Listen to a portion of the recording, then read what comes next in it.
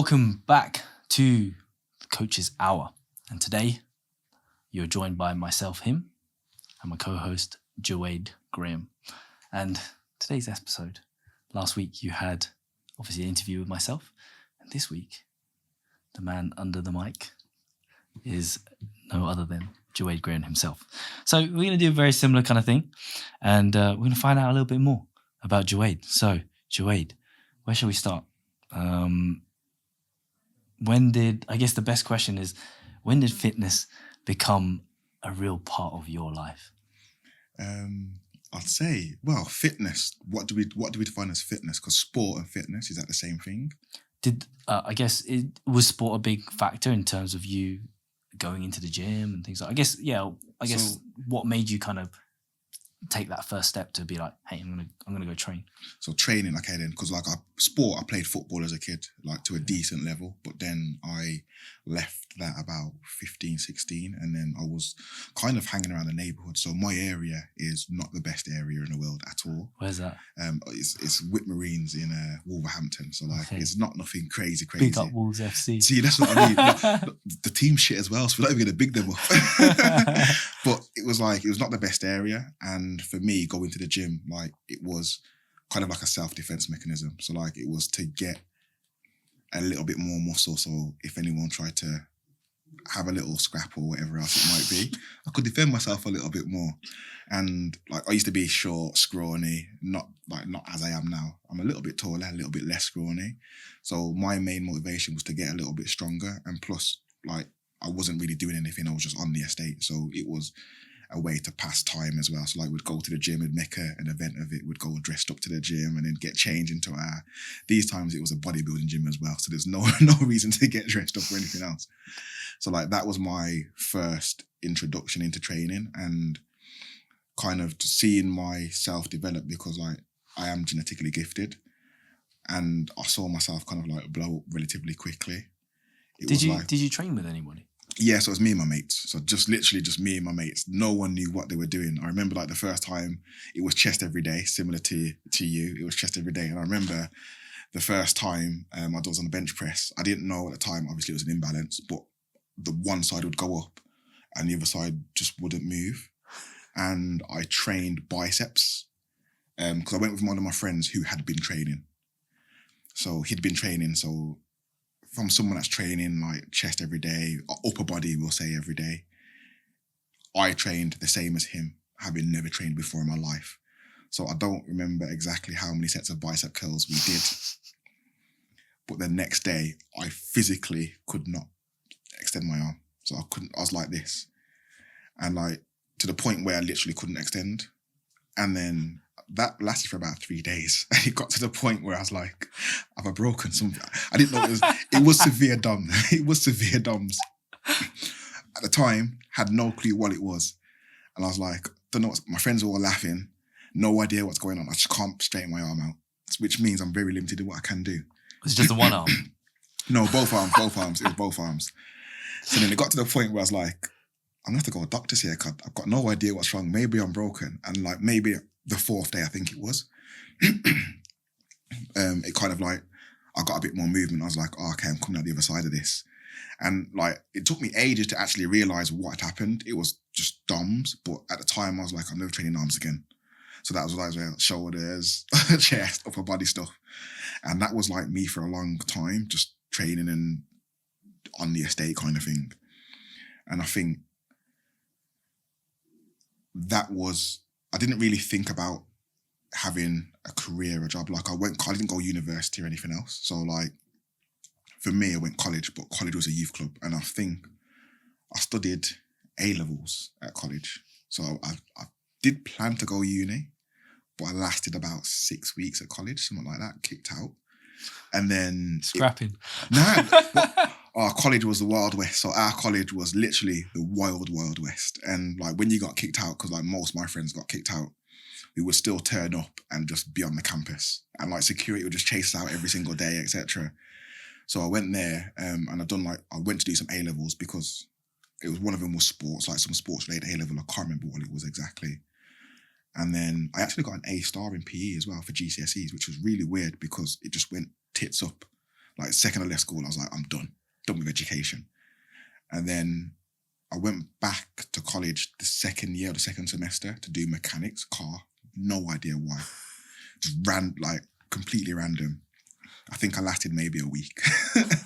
Gone again. And then that was my education done for a long time. And it was like, I was just, like Rodney Delboy, a little bit of this, a little bit of that on the estate, like just making a living kind of thing. And I was getting into trouble. Like I was getting into a lot of trouble. And I had a point in my life where I was like, I can't keep doing this. So it was like, when people say, oh, fitness is the way out kind of thing, or I do, like, for me, it was, I didn't know at the time PT, but I'd never had a job before then. Like I never held down a job. So it was like, I can't work for anyone. Like in my head, that is like, I'm unemployable kind of thing. So it was like, fitness was the thing where I thought, I can do this. Like this is something I can actually do for a living kind of thing. And that's where it went from me just training myself on the estate, messing around, getting into trouble, this and that, to like, oh, actually, there's another way. And you don't need to go to uni or be studious. You can just do it and get better as you're doing it. So that was kind of my way into the industry. How old were you between, just scrapping people on the estate and this? Years passed. Okay. So I kept up this nonsense for years. Yeah. And it was a time like where I'd been in trouble with the police, with the law, everything else. And it was like, when you just keep going, like you just bang your head against the door. So it was like banging my head against the door. And it was like, I'm getting old now. Like I can't keep doing it. Like something needs to give. Like I can't just not be employed or not do anything forever kind of thing. So then it was like, well, what are my options? And I was like, I'm not willing to work for minimum wage. I'm not willing to do a lot of things. And throughout the time, I'd still been training. And I didn't really realise like you could get paid to train. And it was one of my friends was like, he got qualified. And it was like, oh, you can actually do this. So I then took the step to get qualified, and it was like, okay, you can actually do this now. And that was like my introduction into kind of another journey, another path. Like that was literally night and day different from where I'd come from kind of thing. What do your parents say? Like when you're like not doing anything? I got kicked out very early. Oh yeah? Yeah, I got kicked out very early. So I think I was 17 when I got kicked out. Okay. So I went to stay at my nan's for a bit, and then I got my own place after that. Like I think I got my nan's for a couple of months, and then I got my own place. And then it was kind of like trouble, in and out of trouble. And it was like, am I there? And then it was PT. Then this was like over a course of a number of years kind of thing. Mm. And it was like, eventually something has to give. And it was like, what do I do then if I'm not willing to work for someone, if I'm not willing to work for the man or to work for minimum wage, what do I do? And it was like, well, I've always loved fitness. I've trained myself. And I was giving my friends advice, like, as you do. Yeah. Oh yeah, I'm big. How do you get big? Oh, this is what you do. Here's my 5-day split. So I was giving my friends advice. And selling the ebook. Selling the ebook before the ebook was even there. And then it was kind of like, I transitioned into like, actually I can do this for a living, and done my qualification and started PTing in a YMCA gym was my first one. No way. Yeah. So nice. So you, in the previous podcast, you mentioned about the M10 mentorship was a big thing for you, right? What was the in between those two moments where you're in the YMCA and you're in the M10 mentorship? Yeah, so I was really weird when I was younger. So like I said, I'm proud to say I'm a personal trainer now, but when I was younger, and I think a lot of it comes down to the industry as well, like personal trainers aren't really respected by a lot of other professionals, and the standard of the industry as a whole is not the best. So I didn't want to be just known as a personal trainer. So I got qualified as a PT. I was PTing in the YMCA, and then I also done a GP referral because I didn't want to just be a personal trainer. And then that led me into cardiac rehab. So I was doing some cardiac rehab stuff which was like working with people that had like heart attacks, stroke. Not stroke, I don't think it was strokes. I think it was just heart attacks and heart stuff. And I was on the wards, like doing the rehab, not actually doing operations or anything daft like that. I was on the wards like with the rehab. And then I was working in the community as well with people that are recovering from heart stuff. And then in my head, I was like, yeah, I'm not just a PT now. I'm actually having an impact. I'm doing stuff like cardiac rehab. That's a really, really cool name to have. Work in a hospital. Yeah, exactly. I work in a fucking hospital now. I'm not a doctor, but I'm there. And then like, it hit me, like the people that were in cardiac rehab were older. And a lot of the stuff that caused the heart problems in the first place was lifestyle. And by the time that they had their heart attack, whatever it might be, their lifestyle was ingrained. So they would get out, go into the rehab, go through the rehab process. Some of them would stay in the rehab for years and years and years, but then others you'd see pass away because the lifestyle was just, they were smoking, they were drinking, they were eating shit. Like, if you do that for 50 plus years and you've got some young lad telling you, oh yeah, eat healthy. Like, who are you talking to, mate? I've had shits a lot older than you, kind of thing. Do you know what I mean? Like, and it was very hard to have an impact. And I'd done it for so long. I was like, this is not what I signed up for, kind of thing. And then rather than go and work back in a gym, I wouldn't say left the industry because I was still doing like some PT on the side, but I went from old people to young people. And I started working still with the YMCA, but like on a health project. So that was working with the council on like healthy eating, healthy habits, working with families and parents, delivering sessions like in the community, etc. And I was doing all that shit. And then it was funded by the councils. So it was free to families. And it was like, Walsall was an underprivileged area in general. So like it was a lot of households that like didn't have the finances or wouldn't have the finances to pay for that kind of stuff. So it was free. And then the amount of doors that just got closed in your face, like, we don't want this, we don't need this. And it was like, your kid's fat. Of course you need this. You're fat. Like, you need it, clearly. You just don't want it. And that showed me the other side of the coin. Like, the kids would want to take part in it, but without the parents' consent, you're not getting anywhere. And again, the impact was limited. And it was like, these kids are going to grow up to probably be overweight. And there's nothing you can do about it but just watch, because the parent, again, for whatever reason, won't engage with this free project. And then it was like, so I've been a cardiac rehab, I've worked in the community. How can I have the most impact? I can just be a fucking personal trainer and actually PT people in the best way possible, which means not just delivering sessions, which is what I was doing at the YMCA gym, was just delivering sessions, didn't know how to do anything other than deliver sessions, and probably not very good sessions either. And it was like, okay, then if I'm going to PT, I don't want to be just a PT, even though I'm just a PT. How can I be the best PT possible? And that's where I started looking at, who do I go and learn from? Who's the best? And that's when I came across like UP and M10. And I think the thing that got me with those companies was the level of transformation, because it was visible before and after. So I was like, someone goes from fat to being thin. They must be healthy. How do I do this? And UP didn't offer education. I don't think they did anyway, like, but M10 did. So it was like, okay, then how do I go through their mentorship process? What's the education process like that? And I think with M10, I was also looking at Phil Learning's stuff as well, because that was ACA. They're good friends, aren't they? Yeah. So I was looking at ACA, I think it was called then Advanced Coaching Academy or something like that. I'm not sure if that's still about, but it was between that and M10. And the difference, the thing that swayed it for me was that M10 had some in-person practical days. Now, I'm a very visual / hands-on learner.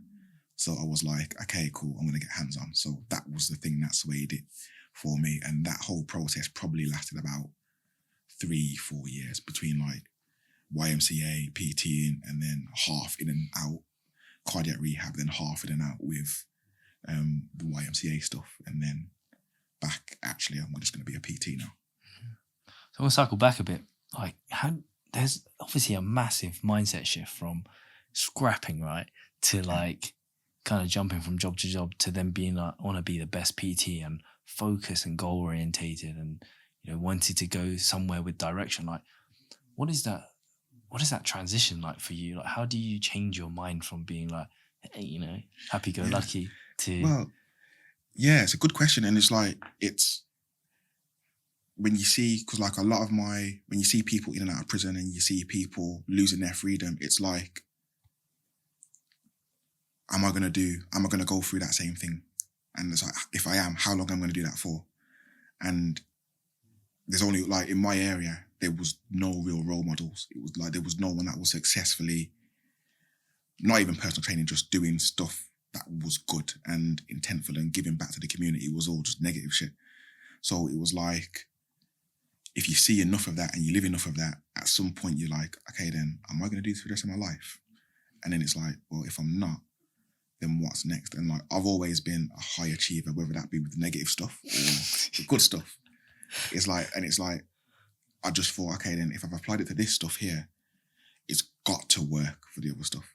So when I decided personal trainer, like, you work for yourself, which means no one can tell me what to do. I've got a problem with authority anyway. So it's like, no one can tell me what to do.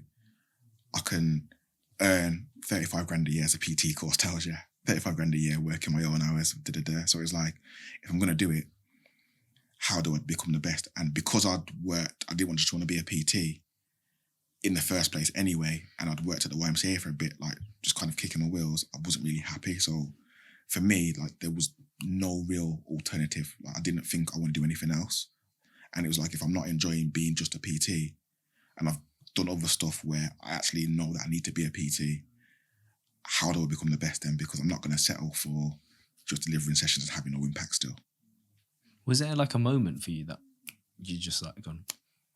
Yeah, literally, like, 2 of my friends went to prison for a long time. Oh, really? And it was like,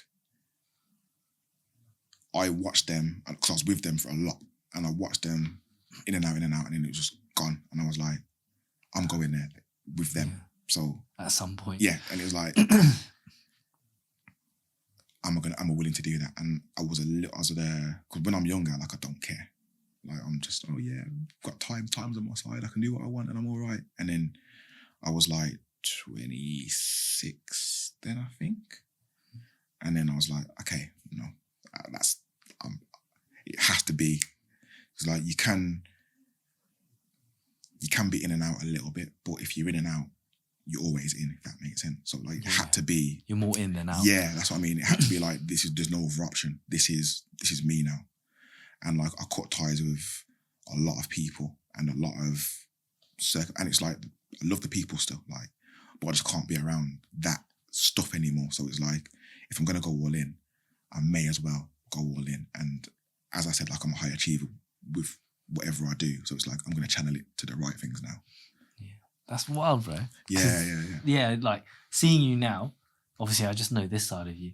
I would never, ever think, like, any of that stuff would be the case for yourself. So it's fucking really cool, man. Yeah, man. And like, it's not, I share it, but I share parts to people. And like, this is the first time I've really spoken about anything like that, like, publicly. Like, the people that know me, and they do know it. And it's like, I'm not like a hide or anything else, but it's like, this is why I get not frustrated, but I'm like, if I can do it, the background I've had, there's no one that can tell me they can't do it, kind of thing. Like, it's and we spoke on a previous podcast about clients, like, do you want it enough? And I think that applies to PTs as well, because like, you've got to want it enough. Like, for me, there's no other option. Like, I was PTing or nothing. So if I'm PTing or nothing, I'm going to PT and I'm going to PT fucking well. And I think a lot of PTs kind of like have one foot in, one foot out. And it's like, just fucking, your worst case scenarios, you can go and work in B&M. Like, you know what I mean? It's not that bad. Just go all in, give it 6 months. And if it doesn't work, and get some support as well while you're doing it. And if it doesn't work then, okay, cool, you can say that it didn't work for you, but don't do 2 shifts on the gym floor and say, oh, this is not working for me. I'm gonna go online because the gym floor is shit. Like, no, mate, like, it's not. And I think a lot of my stubbornness with that is because I've come from like nothing to where I am now. And it's like, I'm not smarter than most people. I'm not more talented. I just thought, okay, I'm going to work. And like, I've been in the industry for 8, maybe coming up to 8 or 9 years now. I can't actually remember. But I've got probably over a decade of experience just because I lean into other people's experience. And it's like I learn from other people's experience, which kind of like fast tracks what I do and what I know and how I operate kind of thing. Yeah, that's pretty sick, man. So yeah, if people are like ducking you for payments, don't do that because Jewade, he's gonna come after you, bro. You don't know about Jewade. My payments don't bounce. Yeah, they don't know about Jewade, bro. I don't need a minimum contract.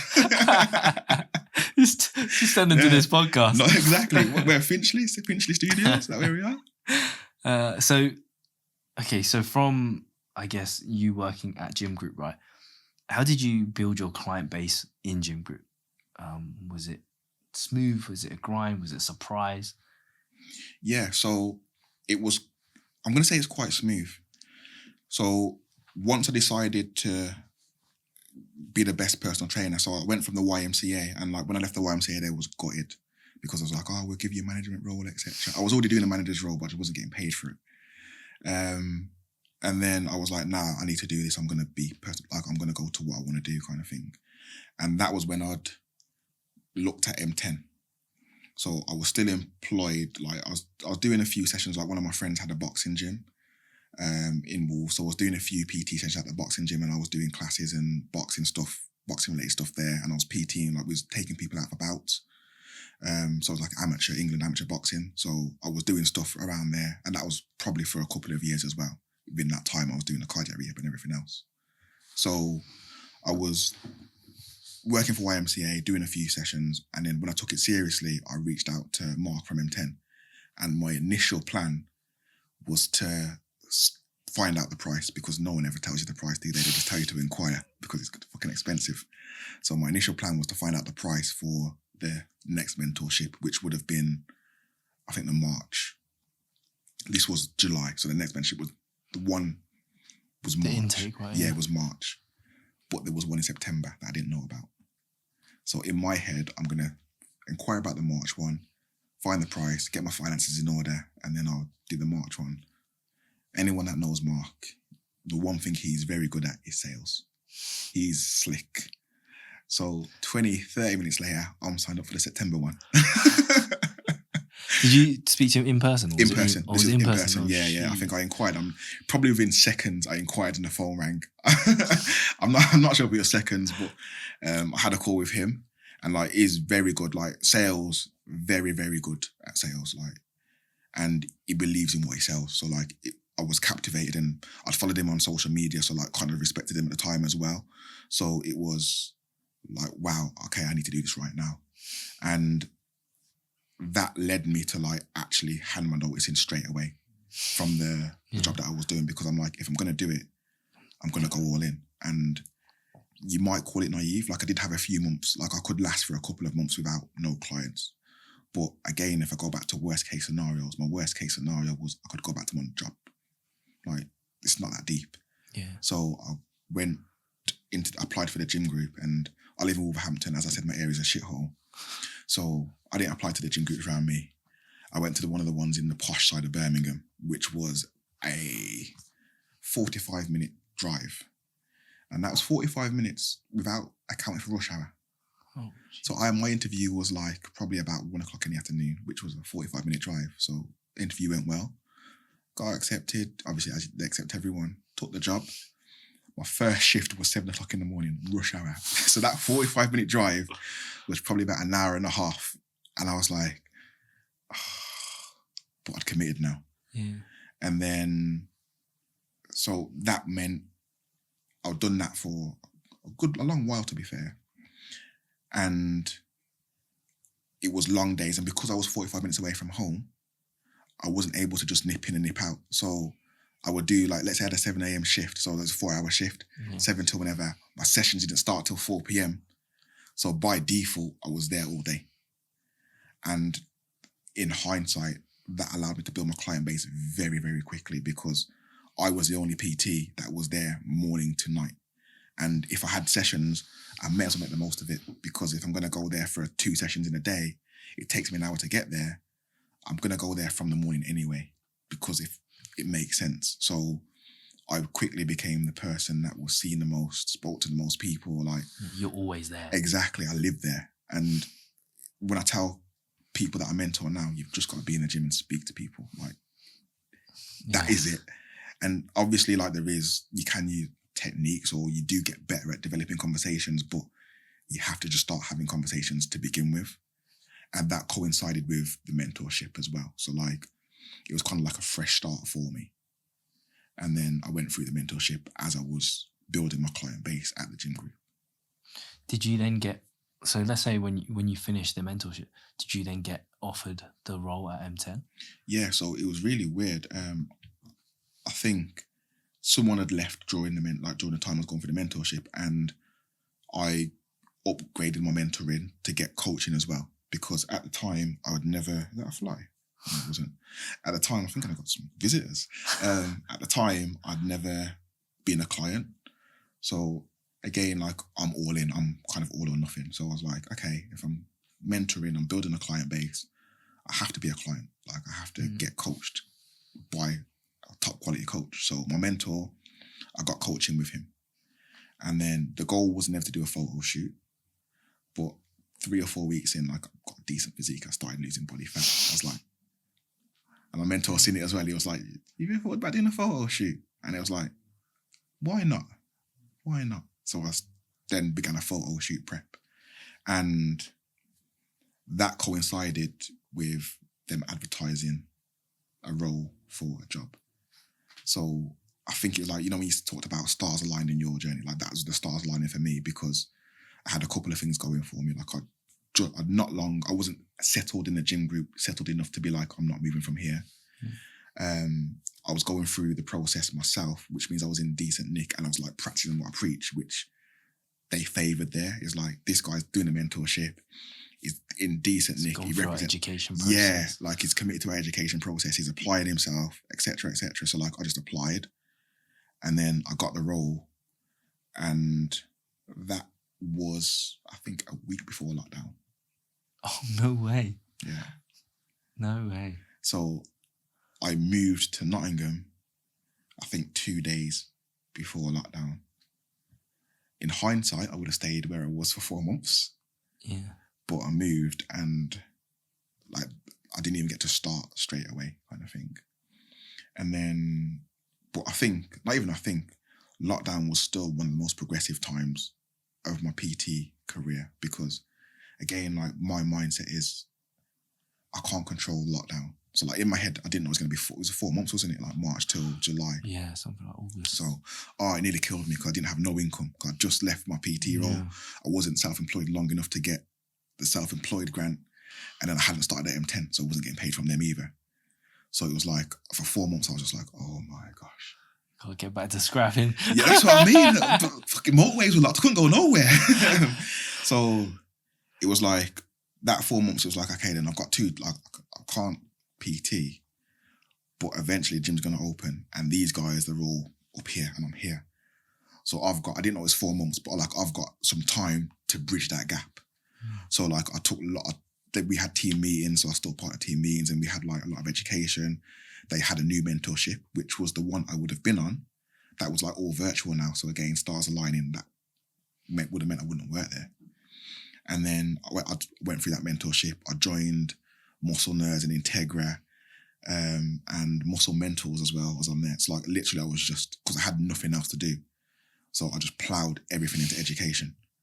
And I didn't really get a chance to apply, but hypothetically, I was applying. I was like, hey, if I had a client, what would I do? And I'd go in to my mentor with case studies and stuff like that.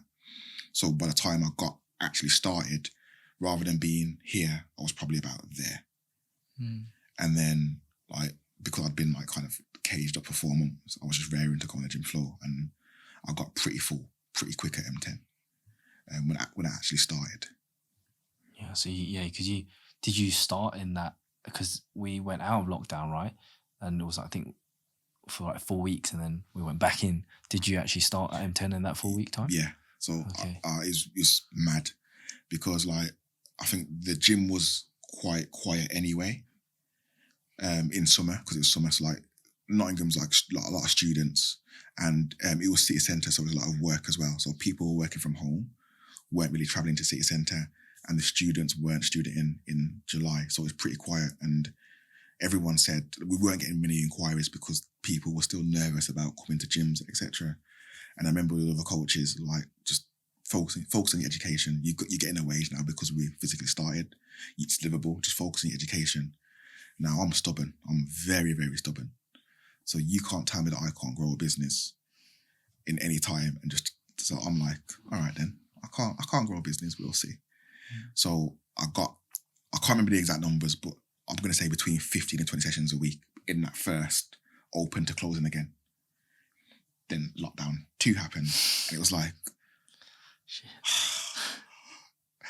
kept a couple online. And then when I came back, I think I was about 5 or 6 sessions again.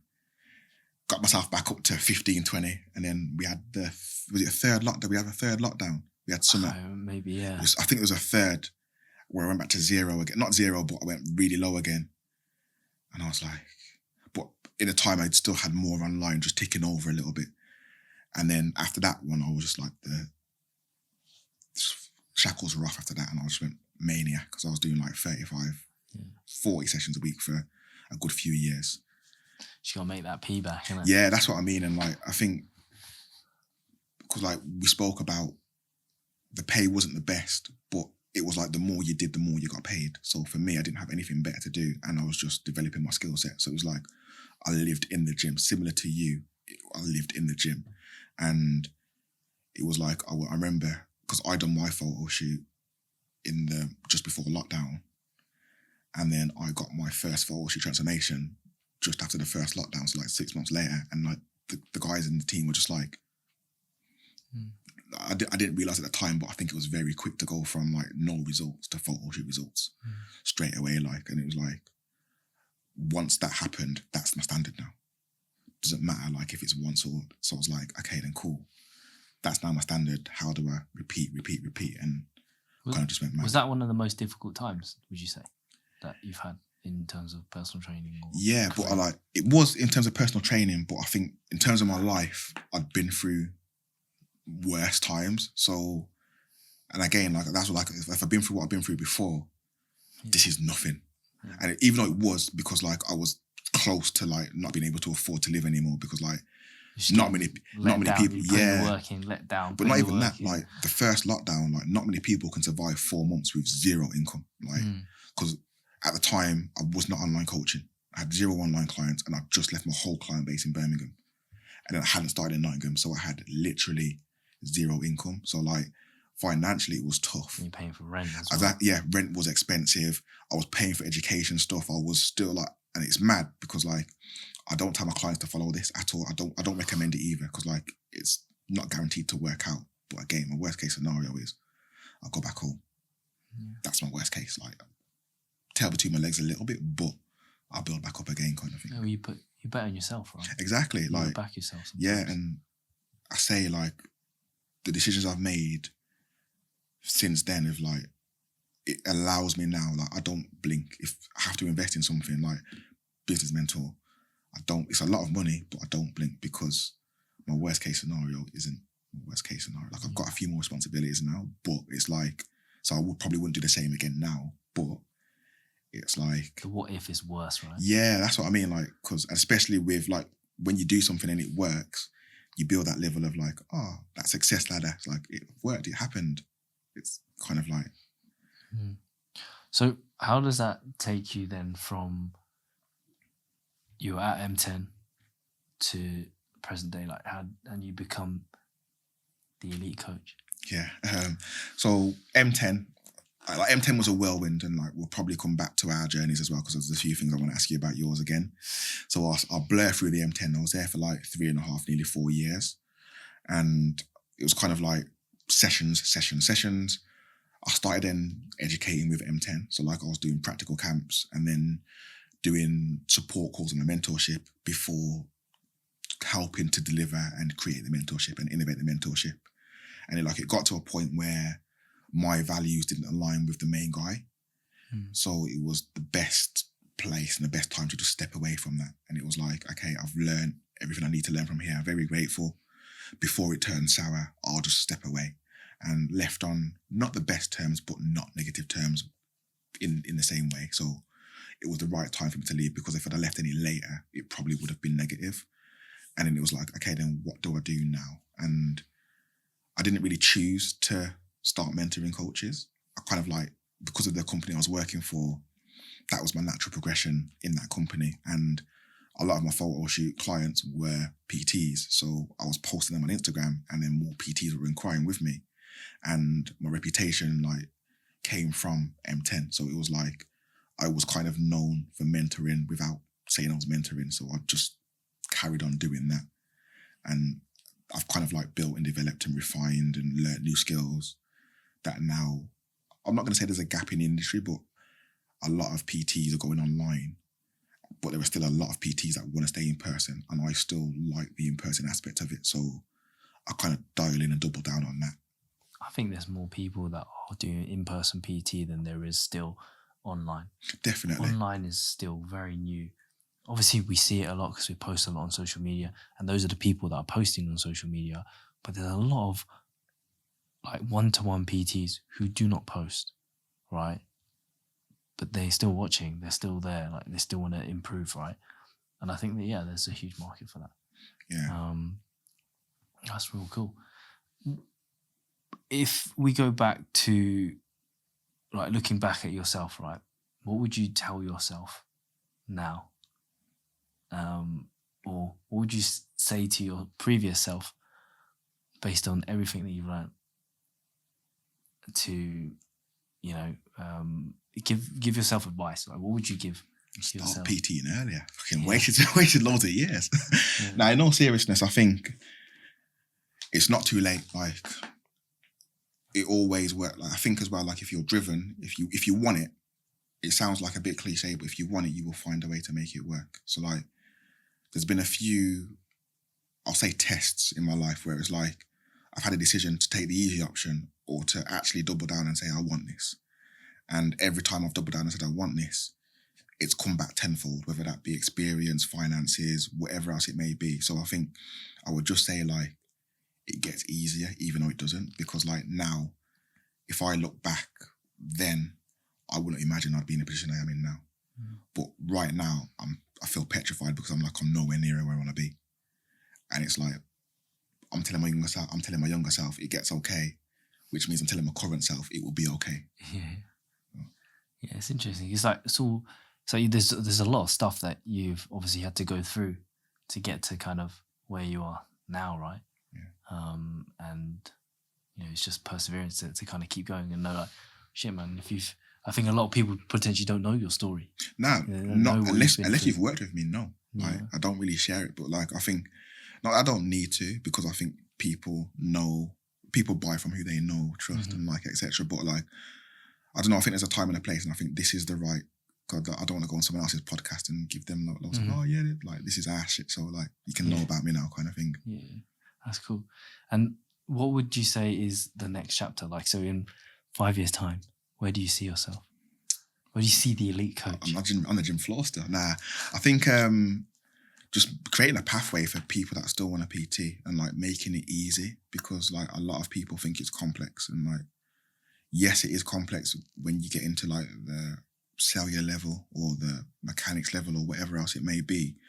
But I think for PTs that are just starting out, it doesn't need to be complex. Like, just get your foundation, get comfortable and confident earning a living, and then go and do the complex shit if you still want to, which I still recommend. But I just want a place where people can come and just feel comfortable and confident. That's the key one there, confident, because a lot of PTs aren't confident. If I can do that, then I'm happy or happier. Yeah, I think that's right. Yeah, a lot of people, they kind of start here, and what they need to do is do this, but they look at over here, and they start jumping, and that kind of what causes them issues. Is there something that people don't know about you that you would like to share with them? What's one thing that people don't know about you? Well, loads of people know I'm a Wolves fan. Okay. Yeah. It's a top secret, Jewade. Top secret. I don't know. I think I've shared quite a lot today, so I don't know. You're going to keep that hidden? Yeah, for now. Okay. We'll keep it hidden for the next. For part two. All right. It was wonderful for you to share your story. I think like a lot of stuff that, you know, I didn't know myself about yourself. So appreciate you sharing that. And yeah, so you can find me on Instagram.